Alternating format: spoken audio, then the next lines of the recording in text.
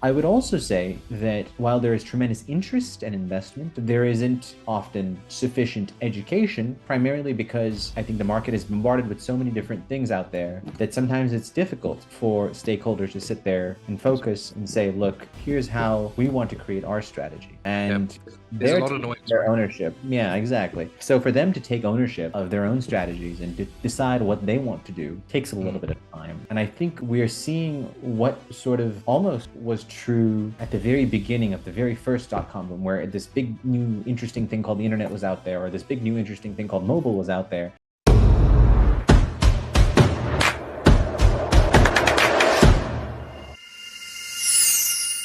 Hey guys, and welcome to the Grow IT podcast. One of your hosts here, Trek King.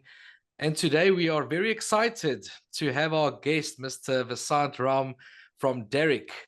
And we will be diving into his story a little bit, as well as what it is his company does, and then some engaging insights into the technology industry. So make sure you stick around for this one. But without further ado, Vasant, welcome to the Grow IT podcast. Thank you, Treg, and thanks for having me. Yeah, we're so glad you made some time to hop on today. We are very fortunate to have you on. Vasant, if you could kindly just introduce yourself and just tell a quick snippet of your background and your story. For sure. My name is Vasant. I'm a vice president of technology here at Daric.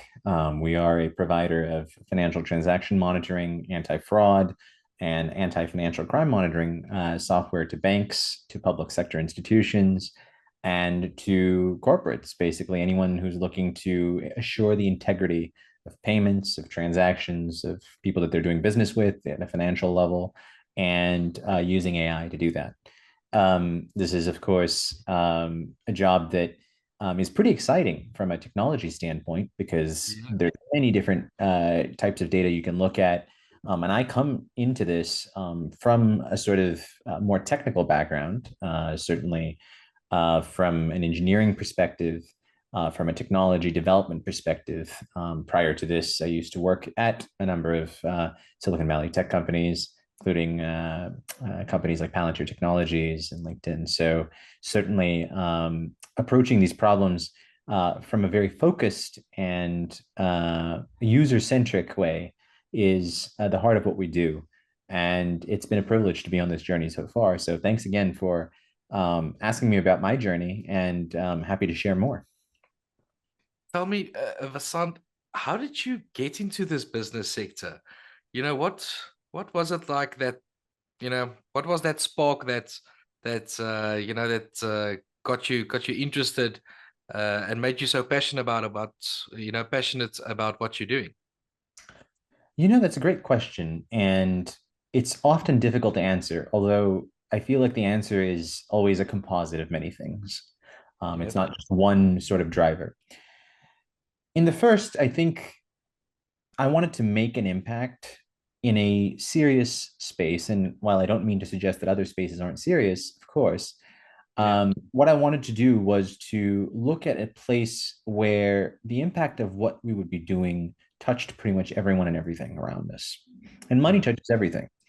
And there are big fundamental problems with the way that money moves, the flow of value moves, the way that illicit activity is funded and permitted to happen because of the way in which money movements are perhaps not monitored the way they should be.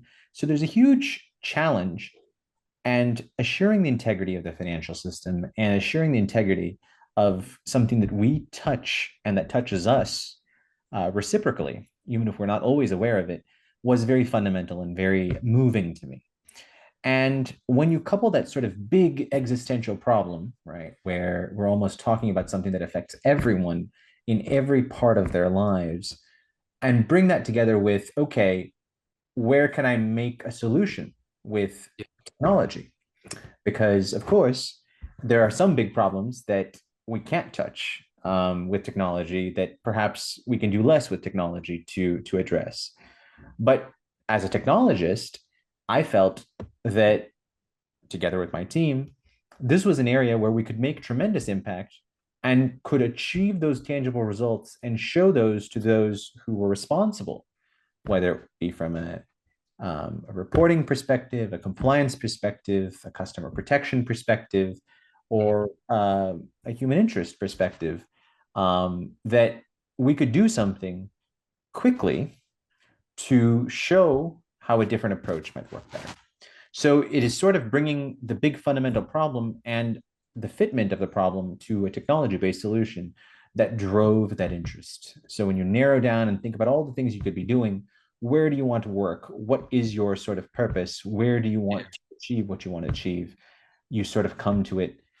And of course, there's more to it than that. But I think those would be the two big fundamental things that I would think about.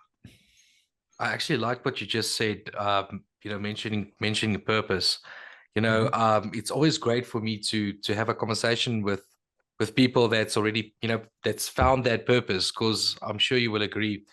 There are so many people that go through the whole careers or their whole lives and they have not found that purpose, right? So it's excellent if one can get to that. And obviously, by the sound of it, is that you obviously living that purpose as well. So it's quite to me, it's quite profound what you just said. Definitely. Tell me, Vasant, based on your expertise, right? What are the current market trends that that you are aware of? Um, you know what way is the winds blowing these days? What have you picked up? Yeah, it's a great question. I think the market, as it were, right, is very excited, of course, about things like AI, and that hasn't diminished, even though we've had a little bit of a slowdown, perhaps, in hiring in some of those roles, particularly because a lot of companies are not quite sure what AI is going to do in terms of their new ways of working and how they plan to use AI and work with it. But there is still enormous interest in applying it to an area specifically that we look at where the impact of AI and the impact of sort of disruptive technologies has still been very minimal. We've only really scratched the surface from an iceberg's Yeah. perspective. So there's enormous interest in doing more with it, in taking existing processes and turning them into new ways of working. And I think from what we're seeing a lot of investment and focus Mhm. on things like AI, on the things like um, smart and intelligent solutions. Yeah. There hasn't been yet a concerted adoption, right? I think we're early in the adoption curve. Mhm. And we're very much at the sort of nascent stage. I would also say that while there is tremendous interest and investment, there isn't often sufficient education, primarily because I think the market is bombarded with so many different things out there that sometimes it's difficult for stakeholders to sit there and focus and say, look, here's how we want to create our strategy. Yeah. And There's a they're lot of taking noise, their right? ownership. Yeah, exactly. So for them to take ownership of their own strategies and to decide what they want to do takes a little Mhm. bit of time. And I think we're seeing what sort of almost was true at the very beginning of the very first dot-com boom, where this big new interesting thing called the internet was out there, or this big new interesting thing called mobile was out there, and you Yeah. sort of had everyone take a lot of interest and put a lot of money and time into it, but not exactly sure what their own strategy on it was. And eventually, they developed a strategy. They kind of made it work, and they saw avenues open up that would not have opened before, and they saw doors open that they did not even realize existed. And that I think is also what's going to happen here with what we're seeing. So, Good point. Well said. Having said that, what would your take be on the current market sentiment? What would you say is that like at the moment? yeah, the sentiment I think is positive or cautiously optimistic. It's always a good place to be. Caution is critical. A sort of provisional I approach agree. is always good. But one of the Mm. things that you would often find is that cautious optimism is, I think, two major sources of sentiment balancing each other out. On the one hand, you do have some uncertainty. There's a lot of things that are up in the air in terms of where industries are heading, in terms of where ways of working are heading, and where the economy is heading, and where policy is heading, of course, with so many elections and so many different key markets and all the sort of changes that come with that. Yeah. There is certainly some uncertainty, which is tempering optimism with caution. But Mm. simultaneously, I think there is tremendous optimism because we have seen the sort of aftermath of the pandemic, and we're now a couple of years out from the worst of that. Yeah. In terms of the way it snarled up some of our supply chains and had, of course, massive disruption on people's lives. We are seeing that it is possible for us to come together and to create, I think, forward-facing solutions and strong creative solutions without having to look backwards and wonder about where we're going to go. I think we have come to a new accommodation with new ways of working. Mm. There is sort of an equilibrium that is being achieved in terms of the need to balance flexibility, flexible work paradigms, things like remote work, things like hybrid working models, with the need to show results Mm. and to show the effective sort of flexibility on improving productivity, right? So I think we're touching on a lot of different things here, and I'm speaking probably in a slightly general fashion, but I can bring it down to a very specific way in which I think market sentiment is cautiously Yeah, optimistic. please do. I think you have broadly um, enormous expectation for the next year as we Mm-hmm. come into this next fiscal year and the year after that.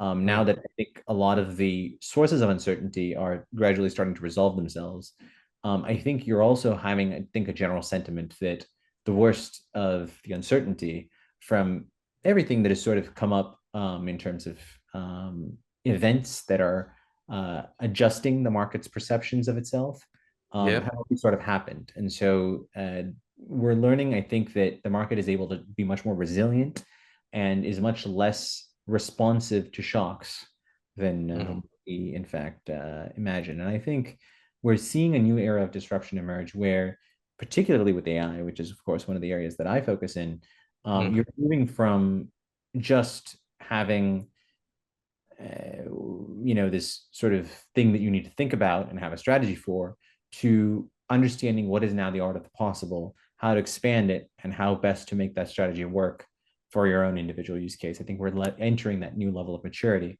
which is only, I think, going to increase and improve market sentiment and being comfortable with AI driven opportunities and the new economy that's going to result out of that. Yeah. Tell me the I think maybe this is a good time that maybe you've obviously mentioned a couple of things already, but just to explain to the listeners, what is it that your company does? Yeah. So what we do is we provide a platform, a software platform that allows for our customers to do two things. One is to monitor and to assess the risk posed by financial transactions associated with their business. So, for example, in banking, that is in your entire business. Yeah, I just wanted to say, Corporates, of course, that may be your treasury department or your payment systems. yeah. And we also support the detection and active prevention of financial crime through this monitoring platform. So, for example, things like fraud, things like uh, money laundering, and the risk of, excuse me, the sort of risky paradigms that underpin a lot of financial crime, right? Whether it's associations with things like organized retail crime Mm. or other kinds of activities that fund illicit markets, whether it's drugs or anything else. So you have a substantial I think, investment and interest in this from the perspective of banks, from the perspective of Yeah. corporates, of course, from in the public sector as well, where there's enormous interest in understanding these issues, especially as they impact the public, right? So I think that, in a nutshell, kind of summarizes what we do. There are other systems, of course, that do these kinds of things, but I think the challenge that we've had is that market is a relatively fragmented one. Many of the solutions don't speak to each other. They're somewhat reactive as opposed to proactive. Yeah. and relatively rules based and often playing catch up as opposed to being proactive, AI driven, predictive, lightweight, so easy to use, which is not always the case for a lot of the systems that are in place today. And you can fit it into whatever approach that you're taking or whatever business workflow that you're doing very seamlessly, and integrate that sort of risk management seamlessly into the business process. Would you please elaborate a bit more? I'm just thinking now, you know, just in, let's say, dealing with AI driven change, like in new ways of working, Mhm. right? If you don't mind, just to maybe just delve a bit deeper into that. Oh, yes. What I mean by new ways of working, I think, is that there's enormous uncertainty and maybe in some ways fear, and also excitement around what AI is going to do to the workplace, right? Yeah, So I what agree. jobs are going to be changed, what jobs are going to be not recognizable, right? That Mhm. they something very different from what they're seen as today, or what your job is today will be very different from what you will do tomorrow. Is the sort of general feeling, at least the general rhetoric around AI. The reality, I think, is that AI is really more of an enabler to new ways of working. And what we mean by that is that, much like any other technological revolution, Yep. it is a tool to create new opportunity and to reimagine existing jobs, existing roles, and to create a more flexible and perhaps almost practitioner driven working environment. And what I say by practitioner is that I think what AI will allow us to do is to focus on reframing, reimagining most jobs that AI touches as practitioner roles, where you have a deep level of subject matter expertise that allows you to guide an automated system or to manage the process of using an automated system to optimize a particular workflow.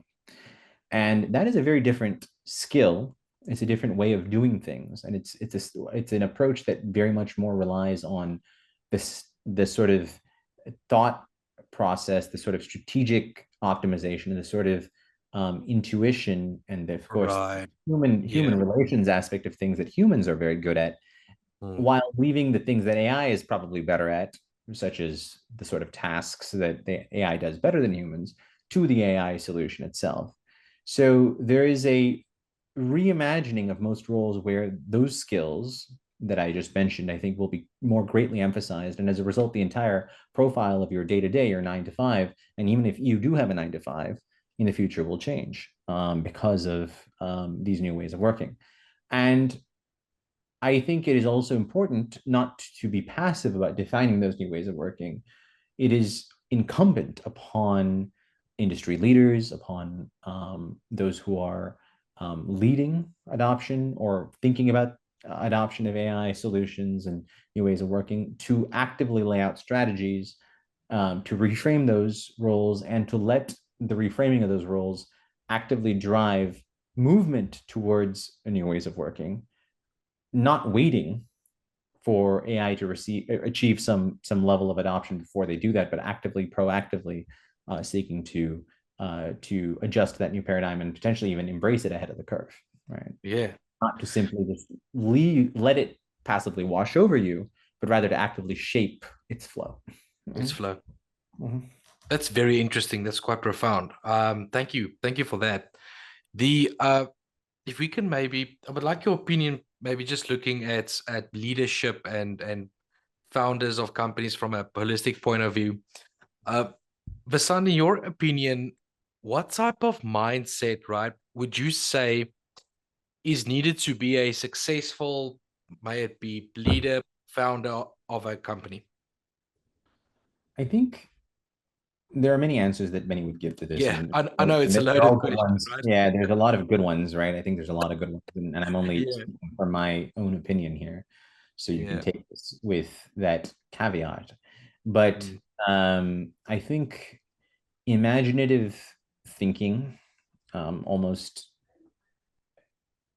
essential to a mm, founder, where the answer to typically any problem in front of you is not something that is to be found somewhere. you often have to come up with that solution yourself. And it has to often be imaginative in the sense that it has to be something that puts together things other Mm. people have done, but adds something of your own to it, sort of an emergent uh, sort of solution. So that Yeah. imaginative thinking and that capacity for ready, um, flexible sort of problem solving, I think, is critical. I think the other is that it is very difficult often to find a perfect um, rubric for what you have done because you wouldn't be doing it if everyone else had already done it. Yeah. And I think having that intuitive sense of balance of when to disrupt and when to pull back and fall within the existing process is critical. Pure disruption, moving fast and breaking things all the time, does not work. It has never Mm. worked. While purely staying within the framework that you have seen thus far is not a recipe for innovation. So there's a sort of fine balance between the two when to deploy innovation versus and disruption versus when to encourage a sort of um, alignment with the present day or the status quo Yeah. is a very sensitive matter. It is a matter that cannot be taught. It is different for each person, and everyone has to find that balance on their own. But I think the ability to find that balance and to have the intuition necessary to find that balance are critical qualities. The third, I would say, of course, is the ability to inspire and to work with people for long periods of time and to Yeah. have those human bonds that allow for tremendous bidirectional loyalty Mm. and the creation of a culture that values that the people, which make up an organization, and at the end of the day, not just your own employees or anyone that you're working with. At the end of the day, business is about people and Yeah. the relationships between people, and if you get that part right, you might get everything else to work. Whereas if you do Yeah. not get that part right, you might not get anything else to work at all. Yeah. So It makes sense, to build that good base. The Vasant, tell me, where can the listeners get a hold of you? yeah, you can reach me by email. And of course, also on my X handle and my other sort of social media artifacts. Sure. And of course, you can reach me at vasant@daric.com. And I'm sort of always available to answer any questions as I try to make myself as available and accessible as possible. As I had great mentors who made themselves accessible for me. Good So point. Well, I yeah. need to thank you for hopping on today. There is so many things that you've mentioned today that I think there's a lot of listeners that's making a couple of notes. You I would provide certainly this. hope so. I'm privileged Yeah. to share this what I've learned today with you, and so thank you for giving me this opportunity. Yeah. Yeah, no, there was. I'm so we're so happy we and fortunate we got you on. Vasant, all the best to you and your business. May you only grow from strength to strength. And thank you for joining today. Thank you, Treg. It's a pleasure. Take it. Bye now. Bye bye.